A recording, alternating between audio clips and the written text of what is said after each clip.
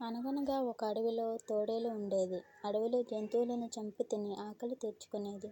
ఒక్కోసారి మాత్రం ఎంత వెతికినా దానికి ఆహారం దొరికేది కాదు. అలాంటప్పుడు అది రాత్రిపూట అందరూ నిద్రపోయే సమయంలో అడవికి దగ్గరలో ఉన్న గ్రామానికి వెళ్ళి మేకల్ని చంపి అడవికి తెచ్చుకొని తింటూ ఉండేది. తోడేలు చేసే పనులను ఆ అడవిలో ఉండే ఒక కోతి కుతూహలంగా గమనించేది.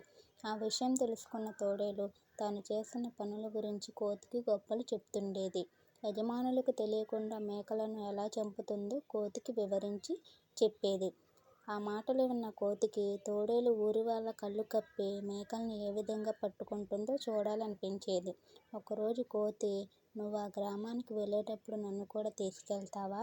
నీ పనితనం చూడాలనుంది" అని తోడేలును అడిగింది.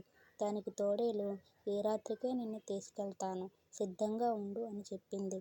తన ముచ్చట తీరబోతున్నందుకు కోతి చాలా మురిసిపోయింది. ఈ లోపల తమ మేకలు అప్పుడప్పుడు మాయమవుతుండడాన్ని ఊరివారు గమనించారు.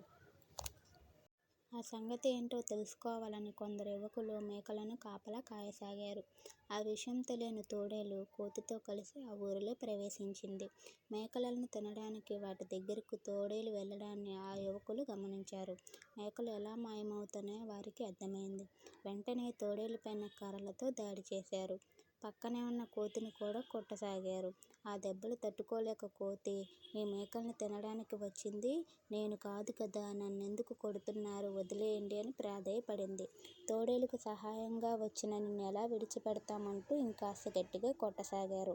ఆ యువకులు తోడేలు వైపు తిరగగానే కోతి నెమ్మదిగా అక్కడి నుంచి తప్పించుకుని బతుకుజీవుడా అనుకుంటూ అడవికి చేరుకుంది. దొంగతనం చేయటమే కాదు, దొంగ పనులు చేసేవారి పక్కన ఉండడం కూడా తప్పే. ఇంకెప్పుడూ ఇలాంటి బుద్ధి తక్కువ పనులు చేయకూడదనుకుంటూ లెంపలేసుకుంది.